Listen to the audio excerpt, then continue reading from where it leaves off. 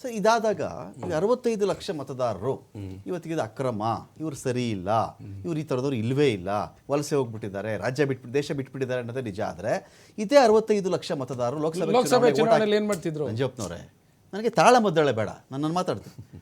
ಇದೇ 65 ಲಕ್ಷ ಮತದಾರರು ಲೋಕಸಭೆಗೆ ಓಟ್ ಹಾಕಿದ್ರಲ್ಲ, ಹಾಗಾದರೆ ಬಿಹಾರದ ಎಲ್ಲ ಲೋಕಸಭಾ ಸ್ಥಾನಗಳಿಗೆ ಈಗ ತತ್ಕ್ಷಣದಿಂದ ಜಾರಿ ಬರುವಂತೆ ರಾಜೀನಾಮೆ ತಗೊಂಡು ಈ ಎಲೆಕ್ಷನ್ ಮಾಡಕ್ಕೆ ರೆಡಿ ಇದ್ದೀರಾ?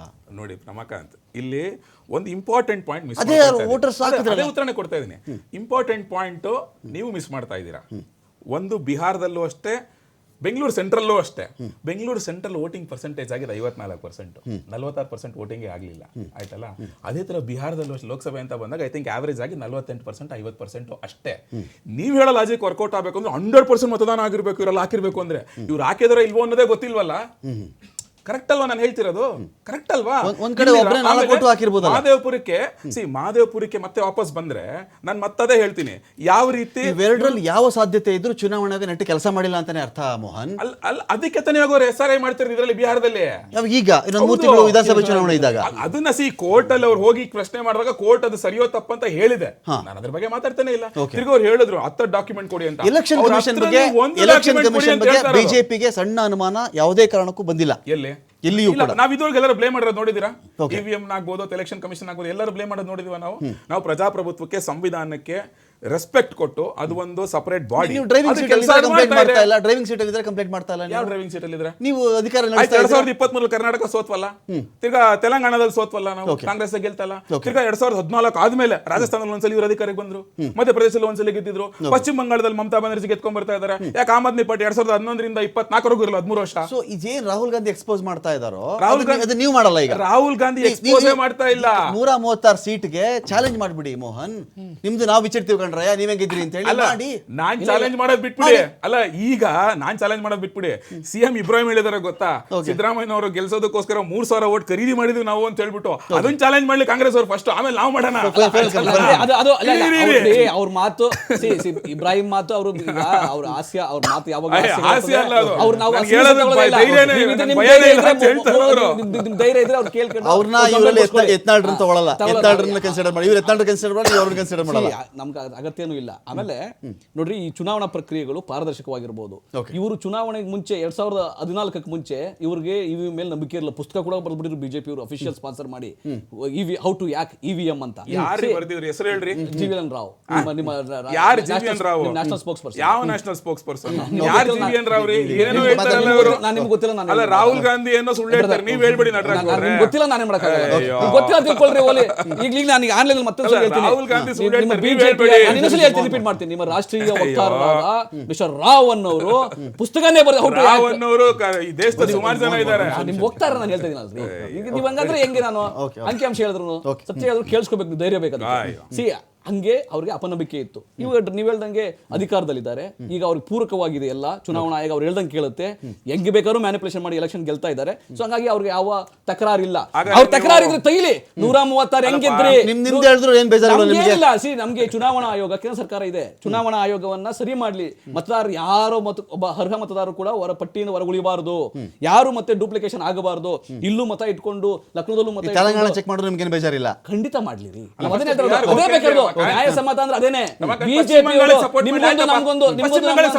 ನಿಮ್ಗೊಂದು ನಮ್ಗೊಂದಿಲ್ಲ. ನೀವು ಎಲ್ಲವನ್ನೂ ವೆಸ್ಟ್ ಬೆಂಗಾಲ್ ಓಕೆ, ವೆಸ್ಟ್ ಬೆಂಗಾಲಲ್ಲೂ ಸರಿ ಮಾಡ್ಬೇಕು. ಯಾಕೆ ಪ್ರೊಟೆಸ್ಟ್ ಮಾಡ್ತಿದ್ರೆ ಮಾಡ್ರಿ. ಅಲ್ಲ ರೀ, ನೀವು ಮಾಡ್ರಿ ಡೆಲ್ಲಿನಲ್ಲಿ ಇದನ್ನ 2 ನೀವು ಇಡೀ ದೇಶದಲ್ಲಿ ಮಾಡಿ, ನೀವು ಇಡೀ ದೇಶದಲ್ಲಿ ನ್ಯಾಯ ಸಮ್ಮತವಾಗಿ ಮಾಡಿ. ಚುನಾವಣಾ ಆಯೋಗ ನಿಮಗ್ ಬೇಕಾದಾಗ ಮಾಡ್ತೀವ್ರಿ, ಇವಾಗ್ಲೂ ಮಾಡ್ತೀವಿ. ಎಲ್ಲಾ ಕಡೆ ಮಾಡಿ, ಎಲ್ಲಾ ಕಡೆ ಮಾಡಿ. ನಿಮ್ ತರ ಡೋಂಗಿ ತರ ಮಾಡಕ್ಕಾಗಲ್ಲ. ಬಂಗಾಳದಲ್ಲಿ ಹೋಗ್ಬಿಟ್ಟು ಮಾಡ್ತೀನಿ ಅಂತಂದ್ರೆ ಬೇಡ ಅಂದ್ಬಿಟ್ಟು ಇವತ್ತು ಡೆಲ್ಲಿನಲ್ಲಿ ಚುನಾವಣೆ ಕೊನೆಗಳಿರ್ಬೇಕಾದ್ರೆ, ಬಿಹಾರಲ್ಲಿ ಚುನಾವಣೆ ಕೊನೆಗಳಿರ್ಬೇಕಾದ್ರೆ ನೀವು ಯಾವ ರೀತಿಯ ಜನಗಳನ್ನ ಮತಗಳನ್ನ ಕಸಿಬೇಕು ಅಂತ ಹೇಳಿ ಅಲ್ಲೂ ಸಂಚು ಮಾಡ್ತಾ ಇದ್ದೀರಾ ನೀವು ಬಿಜೆಪಿ ಅವರು. ಕೇಂದ್ರ ಸರ್ಕಾರ ಚುನಾವಣೆ ದುರುಪಯೋಗ ಮಾಡ್ಕೊಂತ ಇದೆ. ನೀವು ಕರ್ನಾಟಕದಲ್ಲೂ ಮಾಡೋದು ಅದೇನೆ. ಇಡೀ ಲೋಕಸಭಾ ಚುನಾವಣೆ ನೀವು ಗೆದ್ದಿರೋದು ಹಂಗೇನೆ. ಇಲ್ಲಾಂದ್ರೆ ಮೋದಿ ವಿಧಾನಸಭೆ ನೀವು ಹೆಂಗಿದ್ರಿ? 30 ಸೀಟ್ಗಳನ್ನ ನೀವು ವಿಧಾನಸಭೆ ಹೆಂಗಿದ್ರಿ? ಮ್ಯಾನಿಪುಲೇಟ್ ಮಾಡಿ ಗೆದ್ದಿದ್ದೀರಿ.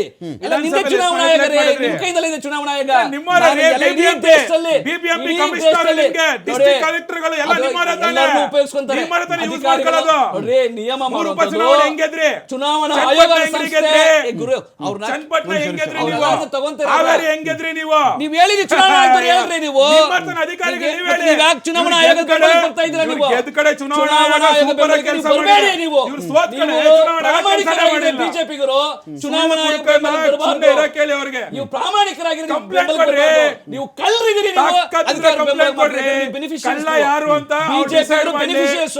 ಸೈನ್ ಮೋದಿ ಮಾಡಿ ಕೊಡ್ರಿ. ಗೆದ್ದಿರೋದು ಮತಗಳ್ಳತನದಿಂದ ಸೈನ್ ಕಳ್ಳತನ ಮಾಡಿ ಮಾಡಿ, ಕೊಡ್ರಿ. ಮತಗಳನ್ನ ಕಳ್ಳತನ ಮಾಡಿ ಮೋದಿ ಅವರು ಪ್ರೈಮ್ ಮಿನಿಸ್ಟರ್ ಆಗಿರೋದು. ಅವ್ರಿಗೆ ಬದ್ಧತೆ ನೋಡ್ರಿ. ಇದ್ರೆ, ಅವ್ರಿಗೆ ಗೌರವ ಇದ್ರೆ ಪ್ರಜಾಪ್ರಭುತ್ವದ ಮೇಲೆ ರಾಜೀನಾಮೆ ಕೊಟ್ಟು ಮತ್ತೆ ಚುನಾವಣೆಗೆ ಹೋಗ್ಲಿ ಮೋದಿ ಅವರು. ಗೌಡ್ರೆ, ರಾಜೀನಾಮೆ ಭಾಷಣ ಕೊಟ್ಟು ಏನ್ ಮಾಡಿದ್ರೆ? ಚುನಾವಣೆಗೆ ಹೋಗ್ಲಿ. ನೋಡ್ರಿ, ಮತಗಳ್ಳತನ ಮಾಡಿರೋದು ಭಾಷಣ ನೀವು ರೀ. ಮಾಡೋದಕ್ಕೆ ಮತಗಳ್ಳತನ ಜನ ಮಾಡೋದು ಸೋಲಿಸ್ತಾ ನೀವು. ಇರೋದು. ನಿಮ್ಗೆ ಧೈರ್ಯ ಇದ್ರೆ, ಸತತವಾಗಿ ಸೋಲ್ಸ್ತಾರೆ ಜನ ಕೇಂದ್ರ ನಿಮ್ಗೆ ಸರ್ಕಾರದಲ್ಲಿ ಸುಳ್ಳುಗೋಸ್ಕರ ಧೈರ್ಯ ಇದ್ರೆ dissolve ಮಾಡಿ ನೀವು. ನಿಮ್ಮ ಸರ್ಕಾರವನ್ನ dissolve ಮಾಡಿ ನೀವು. ನ್ಯಾಯಸಮ್ಮತವಾಗಿ ಚುನಾವಣೆ ಮಾಡಿ. ಮೋದಿ ಸರ್ಕಾರ ಇವತ್ತಿರೋದು ಮತಗಳ್ಳತನದ ಸರ್ಕಾರ. ಮತಗಳ್ಳತನದ ಸರ್ಕಾರ. ಮತಗಳ್ಳರು ಕೇಂದ್ರ ಸರ್ಕಾರವನ್ನ ಆಳ್ತಾ ಇದ್ದಾರೆ. ಮತಗಳ್ಳರು ಬಿಜೆಪಿಯಲ್ಲಿ ಗೆದ್ದು ಸಂಸದರಾಗಿ ಕೇಂದ್ರ ಸರ್ಕಾರದ ಕೂತಿದ್ದಾರೆ. ಮತಗಳ್ಳರು ಚುನಾವಣೆ ಗೆದ್ದು ಸಂಸದರಾಗಿ ರಾಹುಲ್ ಗಾಂಧಿಗೆ ಕಂಪ್ಲೇಂಟ್ ಕೊಡಕ್ಕೆ ಹೇಳಿ. ನೀವು ಡಿಸಾಲ್ವ್ ಮಾಡಿ. ನೀವು ತಾಕತ್ತಿದ್ರೆ ಸುಳ್ಳುಬುರ್ಕ ರಾಹುಲ್ ಗಾಂಧಿ ಕಂಪ್ಲೇಂಟ್ ಕೊಡಕ್ಕೆ ಹೇಳ್ರಿ. ತಾಕತ್ತಿದ್ರೆ ಕಂಪ್ಲೇಂಟ್ ಕೊಡಕ್ಕೆ ಹೇಳ್ರಿ. ಇವರು ಕಳ್ಳರಲ್ಲ ಅಂದ್ರೆ ರಾಜೀನಾಮೆ ಕೊಟ್ಟು ಮತ್ತೆ ಚುನಾವಣೆಗೆ ಬರಕ್ಕೆ ಅಲ್ಲಪ್ಪ, ಸುಳ್ಳುಬುರ್ಕ ಕಳ್ಳರಲ್ಲ ಅಂದ್ರೆ ಕೊಡಕ್ಕೆ ಹೇಳಿ. ನೋಡ್ರಿ, ನಾವು ಬಹಿರಂಗ ಮಾಡಿದ್ವಿ ಮಾದೇವಪುರದಲ್ಲಿ. ಏನ್ ಬಹಿರಂಗ? ಬಹಿರಂಗ ಮಾಡಿದ್ವಿ. ನಿಮ್ಗೆ ನಾಚಿಕೆ ಆಗಬೇಕು ಅದು ನೋಡಿ. ನಿಮ್ಗೆ ನಾಚಿಕೆ ಆಗಬೇಕು ಅದು ನೋಡಿ. ಸುಳ್ಳುಬುರ್ಕ ಇವ್ರಿಗೆ ಮಾನ ಮರ್ಯಾದೆ ಇದ್ರೆ ಬಿಜೆಪಿಗೆ ಮಾನ ಮರ್ಯಾದೆ ಯಾರೇ ಇದ್ರೆ ಮಾನ ಮರ್ಯಾದೆ ಇಲ್ಲ. ಬಿಜೆಪಿಗೆ ಮೂರು ಅದು ಮೀಟರ್ ನೋಡ್ಬೇಕು ಊರಿಗೆ ಅದನ್ನ. ದೊಡ್ಡದಂತ ಸುಳ್ಳು ನಿಮ್ಗೆ ಹೇಳ್ಕೊಂಡು ಬಹಿರಂಗ ತಿರ್ಗಾಡಕ್ಕೆ ಆಗಿರೋದನ್ನ, ಆಗಲ್ಲ. ಆ ಮತಗಳ್ಳತನ ಹೆಂಗಾಗಿದೆ ಅನ್ನೋದು ಇಡೀ ಮಾಧ್ಯಮದಲ್ಲಿ ಎಲ್ಲೂ ನಿಮ್ಗೆ ಬಂದಿದೆ. ಬಂದಿಲ್ಲ, ನಾವು ಇಡೀ ಪತ್ರ- ಮಾಧ್ಯಮದಲ್ಲಿ. ನಿಮ್ಗೆ ಪತ್ರ ಬರೀಬೇಕಾಗಿಲ್ಲ. ಎಲ್ಲ ಸುಳ್ಳ ಬಂದಿರೋದು ಇಡೀ ನೀವು ಕಳ್ಳತನ ಮಾಧ್ಯಮದಲ್ಲಿ. ಮಾಡೋದು ದೊಡ್ಡ ಬಹಿರಂಗ ಸುಳ್ಳ, ಆಗಿದೆ. ದೊಡ್ಡ ಸುಳ್ಳು ಬರ್ಕ, ತಾಕತ್ತಿಲ್ಲ, ಸರಿ, ದಮ್ಮಿಲ್ಲ, ಓಕೆ, ಓಕೆ. ಧೈರ್ಯ ಇಲ್ಲ ಅಂತ ಮಾಧ್ಯಮದಲ್ಲಿ ಬಂದಿರೋದು. ಮೋದಿ ಇವತ್ತು ರಾಹುಲ್ ಗಾಂಧಿ ಅಧಿಕಾರ ಚೈನಾ ಗುರು ಮಾಡ್ತಿರೋದು ದೊಡ್ಡ ಸುಳ್ಳು ಬುರ್ಕ ಅಂತಾನೆ ಬಂದಿರೋದಲ್ಲಿ. ಮತಗಳ್ಳತನದಿಂದ ಪ್ರಧಾನಮಂತ್ರಿ ಆಗಿದ್ದಾರೆ. ಸುಳ್ಳು ಬುರ್ಕ ರಾಹುಲ್ ಬಿಜೆಪಿ ಗಾಂಧಿ ನಾಯಕರುಗಳು ಅದಕ್ಕೆ ಸೋಲ್ತಾ ಇರೋದು. ಮತಗಳ್ಳತನದಿಂದ 90 ಎಲೆಕ್ಷನ್ ಸೋತಿರೋದು. 90 ಎಲೆಕ್ಷನ್ ರಾಹುಲ್ ಗಾಂಧಿ ಇದೆಲ್ಲ ಸೋತಿರೋದು. ಸುಳ್ಳು ಕೇಂದ್ರ ಬುರ್ಕ ಬೆಂಗಳೂರು ರಾಹುಲ್ ಕೇಂದ್ರ ಗಾಂಧಿ. ಇದೆಯಲ್ಲ. ತಾಕತ್ತಿಲ್ಲ, ಬಿಜೆಪಿ ಧೈರ್ಯ ಇಲ್ಲ. ರಾಜೀನಾಮೆ ಕೊಡಬೇಕು. ಅಲ್ಲಿ ಮರುಚುನಾವಣೆ ಆಗ್ಬೇಕು. ರಾಹುಲ್ ಗಾಂಧಿ ಚರ್ಚೆ